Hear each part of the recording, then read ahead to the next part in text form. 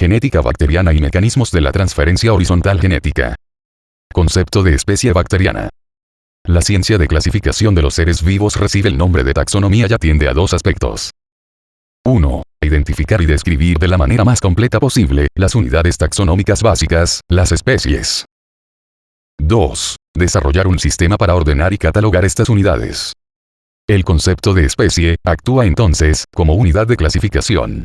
Una especie constituye un grupo de individuos, o poblaciones clonales, en el caso de los microorganismos, que presentan un grado elevado de semejanza fenotípica, siendo, al mismo tiempo, claramente diferenciable de los integrantes de otros conjuntos del mismo tipo general. La clasificación de las bacterias constituye una excepción dada su extrema simplicidad estructural, esto hace que se disponga de un rasgo demasiado reducido de caracteres para poder hacer una caracterización adecuada. Por ello, los taxónomos bacterianos se vieron forzados a buscar otros tipos de propiedades, bioquímicas, fisiológicas, ecológicas, para añadir a las propiedades estructurales. Por esta razón, la clasificación de las bacterias se basa en atributos funcionales. La mayor parte de las bacterias solo pueden identificarse por lo que hacen y no simplemente por su apariencia. El desarrollo actual de la biología molecular abrió posibilidades para la caracterización de los organismos, cosa que tuvo y tiene gran impacto en la taxonomía bacteriana. En particular se utilizan ciertas técnicas que profundizan las propiedades genotípicas, completando así las hasta hace poco caracterizaciones exclusivamente fenotípicas de las bacterias. Es por ello que la definición actual de especie bacteriana se considera como una categoría que circunscribe un grupo genéticamente cohesivo, en estrecha relación, de aislamientos individuales que comparten un alto grado de similaridad en características independientes. Cabe destacar que la definición de especie bacteriana está en constante revisión. Actualmente, para definir una especie bacteriana se utiliza un criterio polifásico, que integra tres tipos de caracteres. 1. Fenotípicos. Clásicos. Morfología, nutrición, etc. 2. Genotípicos. Clásicos. Porcentaje G+. Moleculares. Hibridación de ADN, ADN. 3. Filogenéticos. Basados en el gen de la RNR16S. La hibridación ADN de una cepa conocida, la cual sería la cepa patrón o control, con otra cepa a la cual queremos asignar a cuál especie pertenece, es la base para la posterior categorización de especie. Usualmente dos cepas son consideradas de la misma especie si su ADN híbrida por encima de un 70% de homología. A su vez, para conocer si en una determinada especie hay subespecies, hay que realizar otro tipo de estudios adicionales que incluyen identificación de diferentes antígenos para determinar la serovariedad o serotipo, determinar qué bacteriófagos son capaces de reconocer una determinada cepa, lo cual nos dice la fagovariedad de cada cepa, caracterizar las diferencias bioquímicas y fisiológicas, lo cual nos dice la biovariedad, determinar factores de patogenicidad para identificar la patovariedad, entre otro tipo de estudios. Por otro lado, el estudio de las secuencias del gen que codifica para el ARN16S nos indica las relaciones de parentesco entre las diferentes cepas, pudiendo determinar al hacer árboles filogenéticos si existe un ancestro en común entre las diferentes cepas o especies. Basándose en la secuencia del gen ARN16S, se ha construido el árbol filogenético de los seres vivos según UCI, tal como se muestra en la diapo 17 del teórico. Elementos del genoma bacteriano. El genoma bacteriano está compuesto por elementos replicativos autónomos, los cuales son el cromosoma, los plásmidos y los bacteriófagos. Cromosoma bacteriano. Con el avance de la secuenciación de genomas completos bacterianos, se ha visto que muchas especies bacterianas poseen un único cromosoma que se encuentra superenrollado, aunque hay varias que poseen dos cromosomas, en general uno de mayor tamaño que otro. Se encuentran en el citoplasma, anclados en la membrana citoplasmática, en una zona que se denomina nucleoide. La mayoría de los cromosomas bacterianos son circulares, si bien existen algunos ejemplos de cromosomas lineales, por ejemplo, el de Borrelia burgdorferi. Su tamaño puede variar desde solo 160.000 pares de bases en la bacteria endosimbionte Casonella rudii, a 12,2 millones de pares de bases en la bacteria que vive en el suelo, Sorangium cellulosum. El gen es la unidad funcional del cromosoma bacteriano, el cual es una secuencia ordenada de nucleótidos de ADN, o ARN, en el caso de algunos virus, que contiene la información necesaria para la síntesis de una macromolécula con función celular específica, habitualmente proteínas pero también ARN mensajero, ARN ribosómico y ARN de transferencia. Río arriba del marco de lectura abierto, con los codones de iniciación de finalización correspondientes, el gen posee la secuencia reguladora, que regula la transcripción del mismo. En particular, en las bacterias varios genes suelen ordenarse en operones, dando lugar a ARN mensajeros policistrónicos. Plásmidos. Los plásmidos son elementos de ADN de doble cadena extracromosomales, circulares o lineales, que se replican independientemente del cromosoma bacteriano. Su tamaño varía desde 1 a 250 kilobases. La cantidad de los plásmidos depende del tipo al que pertenezcan, y pueden haber desde una sola copia hasta algunos cientos por bacteria. En general, no contienen información esencial, sino que confieren ventajas al hospedador en condiciones de crecimiento determinadas. El ejemplo más común es el de los plásmidos, que contienen genes de resistencia a un determinado antibiótico, de manera que el plásmido únicamente supondrá una ventaja en presencia de ese antibiótico. También son muy importantes los plásmidos que codifican mecanismos de virulencia, tal como en el caso del anthrax, en el cual todos los determinantes de patogenicidad se encuentran en dos plásmidos en Bacillus anthracis. Así es como las cepas de Bacillus anthracis que no poseen ambos plásmidos no producen el anthrax y suelen ser parte de la comunidad bacteriana ambiental. Algunos plásmidos tienen la capacidad de insertarse en el cromosoma bacteriano, razón por lo cual pueden transferirse en forma vertical, de célula madre a célula hija cuando ocurre reproducción mediante la fisión binaria. Además, los plásmidos pueden movilizarse de una bacteria a otra por conjugación, que veremos más adelante, lo cual los convierte en integrantes del moviloma, o sea de los elementos móviles del genoma bacteriano. Bacteriófagos. Los bacteriófagos o fagos son los virus que infectan bacterias, y pueden insertarse tanto en el cromosoma como en los plásmidos de la célula huésped. Se replican de forma autónoma aunque utilizan maquinaria enzimática de la célula huésped en algunos casos. Los fagos en general son cepa específicos, y se considera que toda cepa bacteriana es susceptible en teoría de ser infectada por los mismos, ya que en una misma muestra de agua, por ejemplo, se ha constatado de que hay más fagos que bacterias. Algunos de los fagos que se insertan en el cromosoma pueden aportar entre sus genes algún factor de virulencia, tal como es el caso del fago T12, que al infectar e insertarse en cepas de Streptococcus pyogenes puede dar lugar a la enfermedad llamada escarlatina. Elementos móviles del genoma bacteriano. En los años 70 del siglo pasado, se descubrieron en bacterias los primeros ejemplos de ADN saltarín, elementos que presentaban la por entonces novedosa propiedad de moverse de un lado a otro de los genomas, pasando de plásmidos a cromosomas o viceversa. Estos elementos móviles resultaron ser unidades genéticas con una amplia diversidad tanto en estructura como en los mecanismos de movilización que utilizan. Están compuestos por uno o varios genes que tienen la capacidad de movilizarse ya sea dentro de una célula bacteriana del cromosoma a un plásmido, o entre diferentes cepas, inclusive cepas de diferente especie y género, dependiendo de las características de cada elemento genético. Actualmente, gracias a todos los avances que hubo de secuencias disponibles en el GenBank, se sabe que los elementos móviles son los elementos genéticos más abundantes en todos los dominios de los seres vivos y se considera que representan una fuerza esencial en la modificación de genes y genomas a lo largo de la evolución, probablemente como resultado del desarrollo de una relación simbiótica con su hospedador. En conjunto, este abanico de elementos nos están mostrando que en los genomas bacterianos existe un pool amplísimo de ADN disponible, con propiedades especiales de movilización, que confieren a veces notables rasgos fenotípicos a las cepas que los poseen. Además, ya sea por ellos mismos o por el hecho de que a veces se diseminan entre cepas de la misma especie o de diferentes especies mediante plásmidos conjugativos y fagos, se pueden transferir de unas bacterias a otras, constituyendo un pool compartido de material genético.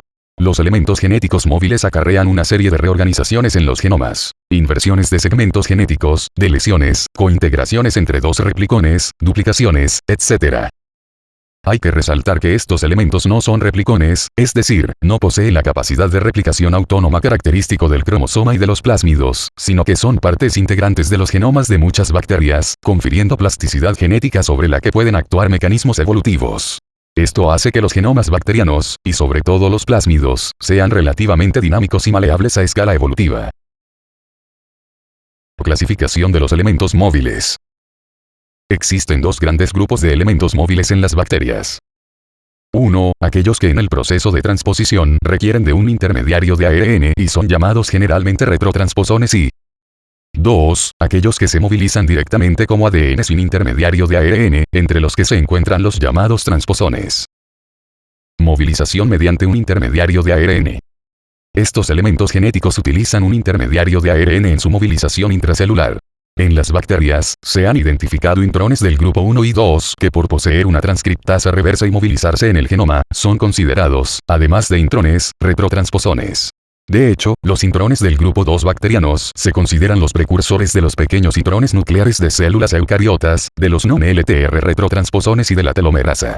En un principio, los intrones fueron clasificados como elementos no codificantes del genoma, y se consideraba una característica diferencial entre procariontes y eucariontes el hecho de que los primeros no poseían intrones. Gracias a los avances de la ciencia y el continuo cuestionamiento de los dogmas científicos, los intrones fueron descubiertos en las bacterias. Los intrones son secuencias intervinientes que interrumpen la secuencia codificante de un gen, generando los exones. Para lograr la correcta expresión de dicho gen es necesario que los intrones sean removidos del pre-ARN mensajero, pre-ARNM, mediante un proceso llamado splicing o autoescisión, el cual resulta en la maduración del ARNM. Una vez liberado el intrón, su ARNM se plegará en una estructura secundaria altamente conservada. Esta estructura confiere al intrón una actividad enzimática que lo transforma en ribosima. La ribosima se asocia a una proteína codificada por el intrón, YEP, la cual posee actividad de transcriptasa reversa. Esta proteína junto con la ribosima forma un complejo ribonucleoproteico, el cual permite al intrón movilizarse a nuevas regiones del ADN mediante mecanismos específicos que involucran intermediarios de ARN. Tipo de retrotransposones. 1. Intrones del grupo 1. 2. Intrones del grupo 2. Movilización de ADN a ADN. En estos eventos genéticos, una secuencia de ADN es movilizada y barra o copiada de un sitio a otro, ya sea en la misma molécula de ADN o en otra molécula. Hay varios tipos de elementos genéticos que se movilizan en los genomas bacterianos, los cuales se pueden clasificar según su estructura y su mecanismo de movilización. Secuencias de inserción o elementos IS, IS1, IS2, IS3, etc. Transposones compuestos, TN5, TN10, etc. Transposones simples, familia TN3. Transposones conjugativos, o islas genómicas. Bacteriófagos, Mu, Lambda, P22, etc. Cassettes, de integrones. La gran variedad de elementos móviles que se han descrito y que actualmente se investigan, ha evidenciado mucha diversidad en cuanto a requerimientos y mecanismos de movilización, razón por la cual es imprescindible el estudio particular de cada elemento. Dentro de todas estas variantes de elementos móviles, a modo general se puede decir que los transposones suelen movilizarse por un evento de recombinación no homóloga en el cual hay ruptura de enlaces y formación de enlaces fosfodiéster. Por otro lado, los bacteriófagos y los cassettes se movilizan por mecanismos de recombinación sitio específicos. Los elementos móviles también difieren en cuanto al tamaño, ya que han sido descritos secuencias de inserción de tamaño menor a 1000 pares de bases e islas genómicas de más de 50 kilobases. Secuencias de inserción, IS. Son los elementos transponibles más sencillos y pequeños, de 0,5 a 2 kilobases. Son unidades autónomas que solo portan el gen que codifica para la transposasa, lo cual posibilita la movilización del mismo ya que es la responsable tanto de reconocer un sitio blanco como de reconocer los extremos del transposón y mediar la movilización sin necesidad de que exista una homología de secuencias. Las IS están siempre flanqueadas por dos extremos cortos repetidos pero en sentido inverso de 15 a 25 pares de bases, IR, características también de los transposones. Estas IRs pueden ser reconocidas por la transposasa para luego ser escindidas en el proceso de la transposición. Fueron los primeros elementos transponibles reconocidos en las bacterias, siendo algunos ejemplos de los mismos IS1, IS2 e IS3.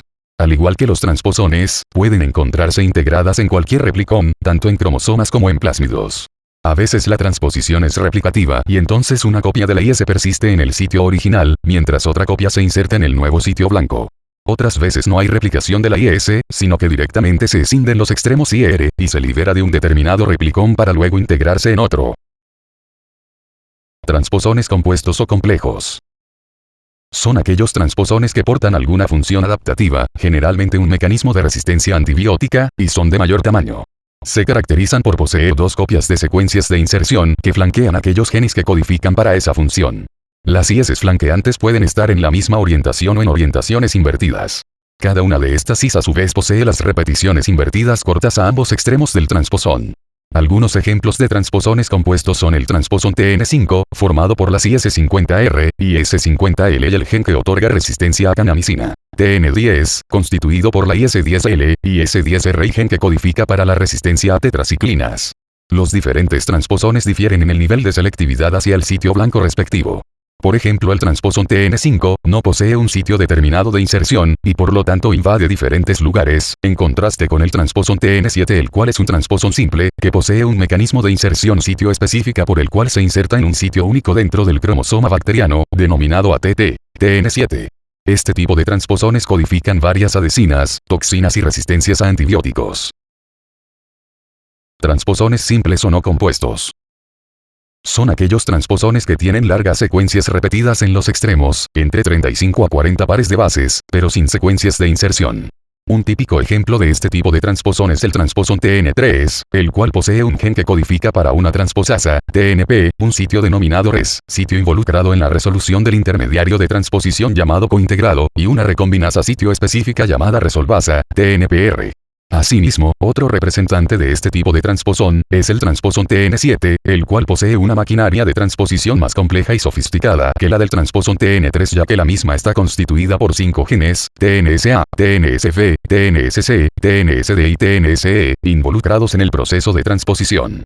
Algunos transposones de este tipo incluyen genes de resistencia a antibióticos que se movilizan del cromosoma a los plásmidos o de un plásmido a otro, lo que favorece enormemente su diseminación entre diversas especies de bacterias patógenas. Transposones conjugativos. Presentan la propiedad de promover su diseminación de una bacteria a otra por conjugación. No duplican su secuencia diana al integrarse, y se insertan en cualquier lugar o en un sitio específico del cromosoma o plásmido receptor. A este tipo pertenece el TN917, que codifica resistencia a tetraciclina. Muchas de las llamadas islas genómicas o islas alienígenas pertenecen a este tipo de transposones, y su tamaño puede oscilar de entre 10 a 500 kilobases, las cuales se caracterizan por estar presentes en ciertas cepas de una especie pero ausentes en otras, y suelen conferir notables ventajas adaptativas que les permite ocupar diversos nichos ecológicos. Se insertan preferentemente en o cerca de ciertos genes cromosómicos, como por ejemplo, genes de ARNT, que están enmarcados por secuencias cortas repetidas, similares a las que usan ciertos fagos, como el fago lambda, y que de hecho codifican una enzima de tipo integrasa como la del propio fago lambda. Algunas de estas islas a su vez pueden transferirse activamente a otras células, debido a que poseen también genes parecidos a los de los plásmidos conjugativos. A su vez, las islas genómicas se las clasifica en varios tipos en función de la ventaja adaptativa que confieren a las cepas que las albergan. Las primeras en descubrirse fueron las llamadas islas de patogenicidad, las cuales tienen la capacidad de conferir a la cepa notables capacidades patogénicas sobre animales, por ejemplo, debido a que llevan genes de toxinas, adhesinas, o sideróforos, entre otros factores. Un ejemplo es la sencilla Escherichia coli, que pasa de ser un comensal de la flora intestinal a convertirse en una bacteria uropatógena cuando adquiere una determinada isla en el ADN cromosomal. Otro ejemplo de islas de patogenicidad pero localizadas en plásmidos, es el caso del bioterrorista bacilo del carbunco, mal llamado anthrax en español, ocasionado por Bacillus anthracis, que produce sus 3 toxinas debido a genes presentes en una isla genómica plasmídica. Sin estos plásmidos con sus respectivas islas genómicas, Bacillus anthracis es una simple bacteria del suelo. Posteriormente se identificaron islas de resistencia a antibióticos, tal como es el caso de la isla ABR de multiresistencia a antibióticos de Acinetobacter baumannii, que posee en algunas cepas hasta más de 40 genes de resistencia a varias familias de antibióticos. En resumidas cuentas, estos transposones conjugativos permiten que los genomas procarióticos sean considerados modulares y maleables, y debido a que por sí mismos o por el efecto de plásmidos y fagos se pueden movilizar entre cepas y especies diferentes, suministran mecanismos rápidos de cambio evolutivo. En el caso de la adquisición de islas genómicas, se observa que el fenotipo de la bacteria cambia espectacularmente, por ejemplo pasa de ser no patógena a patógena, de susceptible a antibióticos a resistente, por lo que este fenómeno recibe el nombre de evolución por saltos cuánticos. Bacteriófagos. Son los virus también llamados fagos, que infectan exclusivamente a las bacterias. Al igual que los virus que infectan células eucariontes, los fagos están constituidos por una cubierta proteica llamada cápside en cuyo interior está contenido su material genético, que puede ser ADN o ARN, de simple o doble cadena, circular o lineal, cuyo tamaño oscila de 5.000 a 500.000 pares de bases. Los fagos pueden ser encontrados en cualquier cepa bacteriana, tanto del suelo, como del agua, como de la flora intestinal. Uno de los ambientes más poblados por fagos y otros virus es el agua de mar, donde se estima que puede haber en torno a 110 a la 9 partículas virales por mililitro. Los fagos pueden generar el ciclo lítico o el ciclo lisogénico, aunque muy pocos son capaces de llevar a cabo ambos.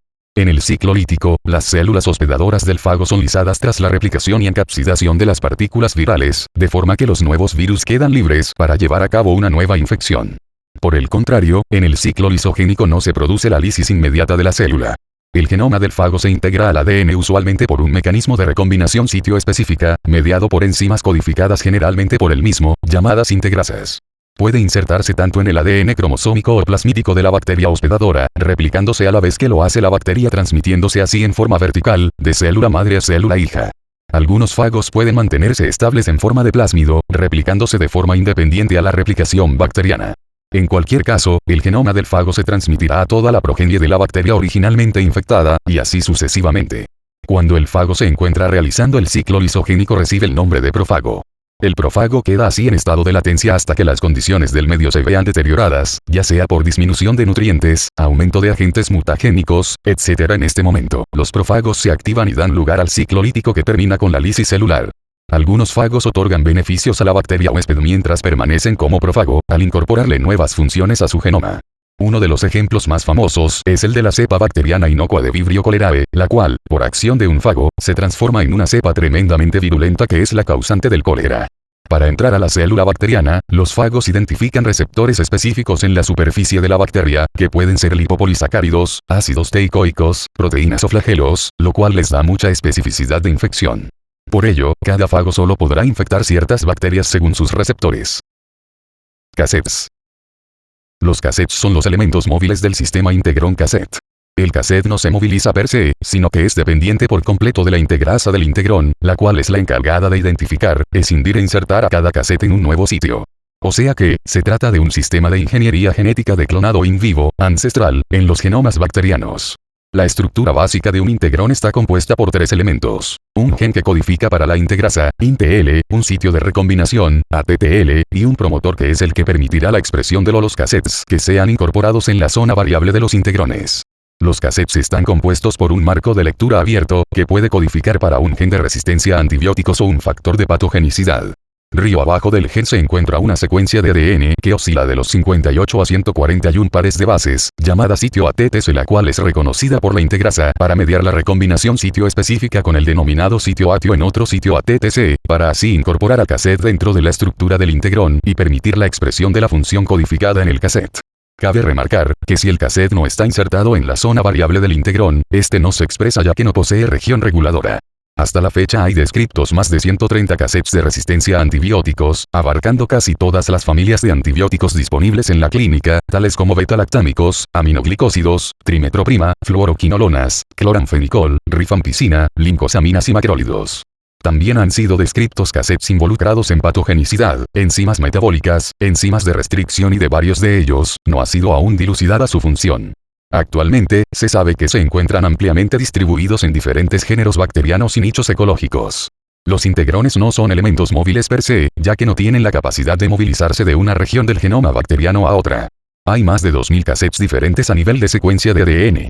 Los integrones que movilizan cassettes, a su vez no poseen la maquinaria para movilizarse a ellos mismos y a los cassettes insertados en su zona variable. Para adquirir la movilización y así llevar a cabo su dispersión, se asocian a otras plataformas genéticas, tales como transposones, secuencias de inserción, islas genómicas o plásmidos conjugativos, lo cual les permite diseminarse a otras especies bacterianas, colocándolos en el escenario de la transferencia horizontal genética, siendo de esta manera, uno de los mayores contribuyentes de la diseminación de la resistencia antibiótica. Transferencia horizontal genética. Concepto de transferencia horizontal genética. La transferencia horizontal genética, THG, o transferencia lateral de genes, es el evento por el cual un organismo adquiere material genético de otra célula que no es su progenitor. Por el contrario, la transferencia vertical ocurre cuando un organismo recibe material genético de sus ancestros, como en el caso de las bacterias en las cuales la transferencia vertical ocurre por fisión binaria cuando las bacterias se duplican. La transferencia horizontal genética es común entre las bacterias, incluso entre aquellas que son distantes filogenéticamente. Es por ello que determinar la filogenia de una especie no puede hacerse en todos los casos, solo determinando los árboles de evolución de cada gen por separado, sino que se utiliza un criterio polifásico que incluye caracteres fenotípicos, genotípicos y filogenéticos. El análisis de secuencias de ADN sugiere que la transferencia horizontal genética también ha ocurrido entre los eucariontes, desde el ADN de los cloroplastos y las mitocondrias hacia el genoma nuclear. Dinamismo de los genomas bacterianos.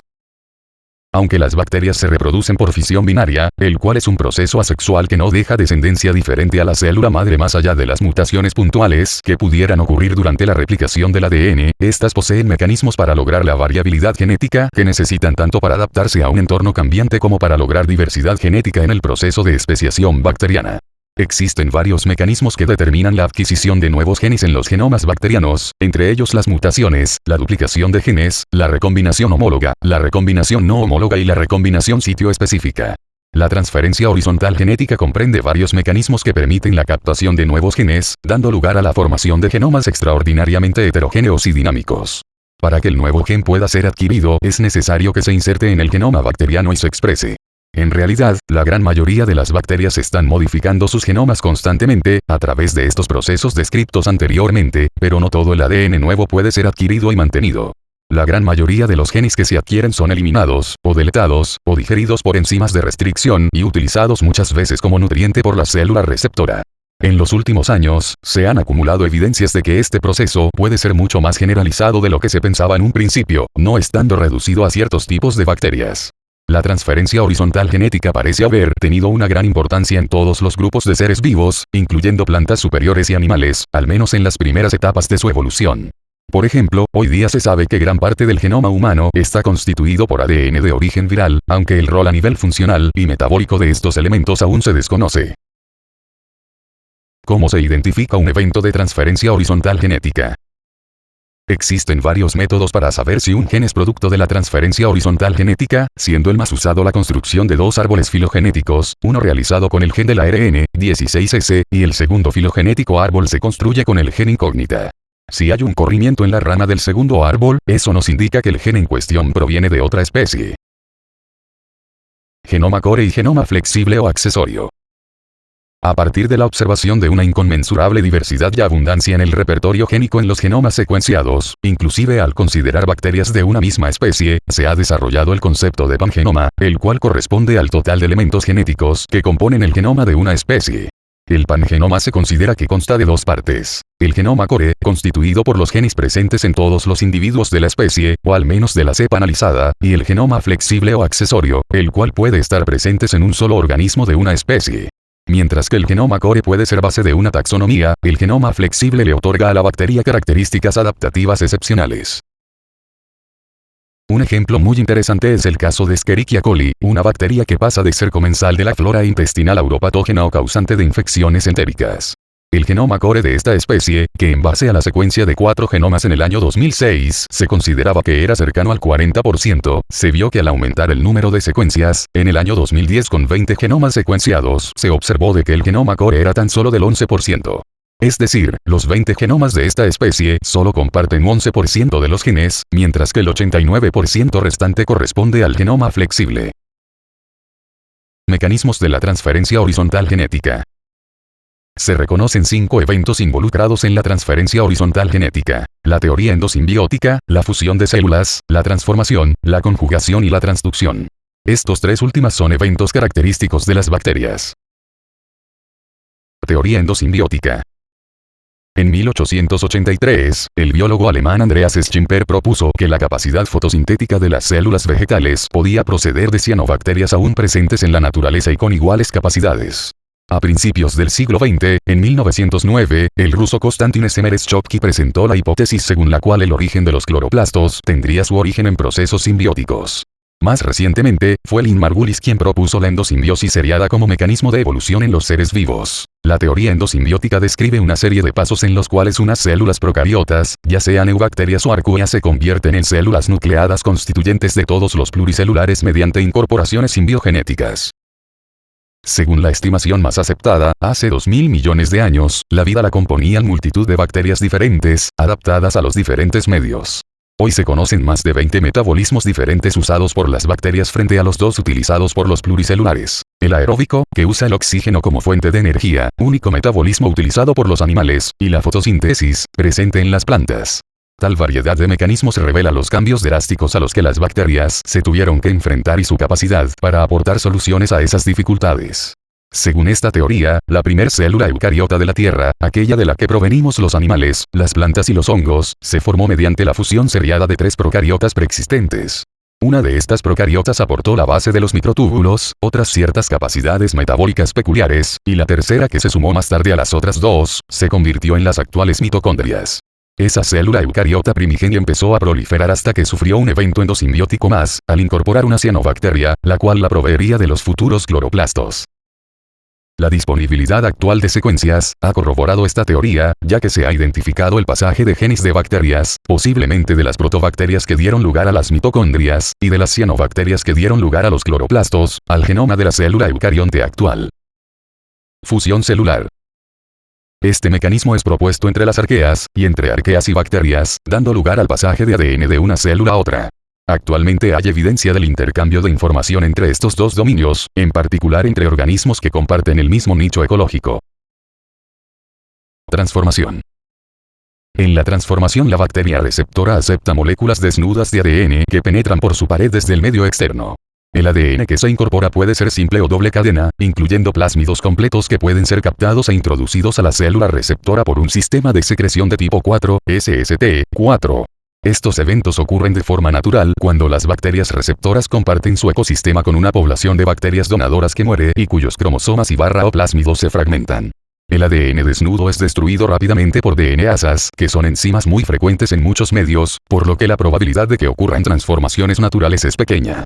Además, la pared de la célula receptora debe estar relativamente permeable para dejar pasar fragmentos de ADN, lo cual recibe el nombre de competencia natural. Algunas especies suelen tener esta característica, es decir, capaces de sufrir transformación, tales como Streptococcus pneumoniae, Neisseria gonorrhoeae y Bacillus subtilis entre otras. También en el laboratorio puede forzarse la competencia mediante cambios en la concentración de calcio del medio. Esta técnica suele emplearse para introducir en una bacteria receptora plásmidos, y es la base de las técnicas utilizadas en ingeniería genética. Transducción. En la transducción son los bacteriófagos los que llevan un fragmento de ADN de una bacteria donadora hasta el citoplasma de la receptora. Para infectarlas inyectan su ADN en el citoplasma, dejando fuera la cápside del fago. Para producir su progenie, los fagos detienen la replicación de la bacteria, cuyo ADN comienza a degradarse, replican el ADN del virus y traducen la información precisa para sintetizar nuevas cápsides que se ensamblan rodeando a las copias de ADN fágico. Para liberar los nuevos bacteriófagos lisan la bacteria infectada. A veces, durante estos ciclos líticos, se introduce por error en una cápside de bacteriófago, ADN de la bacteria infectada. Estas partículas pueden iniciar la infección de otra bacteria y le inyectan de forma automática el ADN que portan. Como en estos casos no es inyectado el genoma completo del virus, la bacteria no muere y puede recombinar el fragmento adquirido. Cualquier gen de la bacteria donadora tiene igual probabilidad de ser transducido y posteriormente recombinado a través de este proceso que se denomina transducción generalizada. Los bacteriófagos que son capaces de circularizar e integrar su ADN en el cromosoma de la bacteria infectada, iniciando así un ciclo lisogénico, en el que no hay lisis ni se producen nuevas partículas víricas, pero el genoma del virus se reproduce junto al de la bacteria a la que puede proporcionan nuevos factores de virulencia. Por ejemplo, la capacidad de sintetizar las exotoxinas de Corynebacterium diphtheriae y de Streptococcus pyogenes depende de que las cepas estén infectadas por fagos lisogénicos. El proceso en todo caso es reversible y de tiempo en tiempo el virus se libera del cromosoma e inicia un ciclo lítico. En este proceso también hay errores y a veces el genoma del fago lisogénico arrastra consigo alguno de los genes bacterianos adyacentes a su punto de integración, que siempre es el mismo. Por eso los fagos así generados transducen con alta probabilidad estos genes adyacentes y no otros a través de lo que se denomina transducción especializada. Conjugación. Para que dos bacterias puedan conjugar, tiene que existir contacto físico entre la bacteria donadora de ADN y la receptora. La capacidad de donar la proporciona al poseer un plásmido conjugativo, que también se denomina factor de fertilidad o plásmido sexual. El acercamiento entre dos bacterias se da a través de pili sexuales codificados por el plásmido conjugativo. Las bacterias que lo poseen sintetizan 2 o 3 pili, que son adhesinas fímbricas, con los que contactan con bacterias receptoras y se acercan a ellas. Entonces el plásmido conjugativo se rompe por un lugar fijo, que es el llamado origen de transferencia o ORIT, y una de sus cadenas pasa a través del puente citoplásmico creado por el sistema de secreción de tipo 4, también codificado por el plásmido conjugativo, hasta el citoplasma de la célula receptora. Entonces, en forma simultánea, en ambos citoplasmas se van sintetizando las cadenas complementarias de forma que al final del proceso ambas bacterias poseen un plásmido conjugativo completo. Como vemos, los plásmidos conjugativos codifican genes que los proveen de toda la maquinaria para realizar la conjugación. De esta manera, la conjugación convierte a la bacteria receptora a su vez en donadora, lo que incrementa la diseminación del plásmido, y puede ocurrir entre bacterias de la misma o de diferentes especies relacionadas. Por eso cuando los genes que proporcionan resistencia a los antibióticos están en plásmidos conjugativos se extienden muy rápidamente a través de diversas especies patógenas.